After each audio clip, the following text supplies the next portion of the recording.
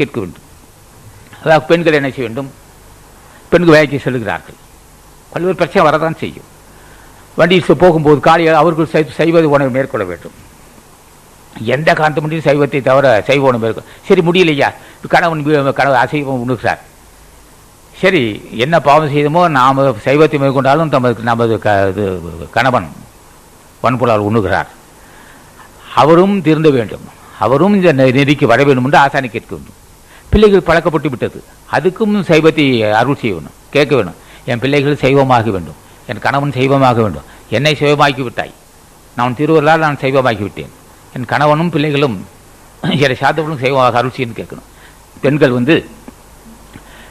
வேலைக்கு போகும்போதெல்லாம் அகத்தீஸ்வரா அகத்தீஸ்வரா அகத்தீஸ்வரா அகத்தீஸ்வரான்னு என்ன மகளேன்னா என்ன எனக்கு கேட்குறேன், எனக்கு என்னையே தெரியும், எனக்கு என்ன கேட்குறேன்னு தெரியாது. ஒரு நாமத்தை சொல்கிறேன், அதான் எனக்கு தெரியும்.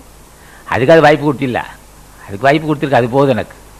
அப்போ என்ன வேணுங்க, என்ன கேட்க வேணுங்கிறது யாராவது சொல்லிக் கொடுக்கணும். இப்போ நாங்கள் சொல்லித்தரோம், இப்போ எல்லாம் பெண்களுக்கு சொல்லித்தரோம். அப்போ பெண்கள் என்ன செய்யணும்? நீடியவது என் பிள்ளைகளுக்கு நல்ல பாதுகாவலாக இருக்க வேண்டும், பிள்ளைகள் கல்வி வேண்டும், எனக்கு உடல் ஆரோக்கியம் இருக்கணும், எந்த வகையிலும் எனக்கு இடையூறு வராது இருக்க வேண்டும், நான் கணவன் விருப்பம்படி நடந்து கொள்ள வேண்டும், நீ தான் அருள் செய்ய வேண்டும், நான் சைவத்தை கடைப்பிடிக்கணும்.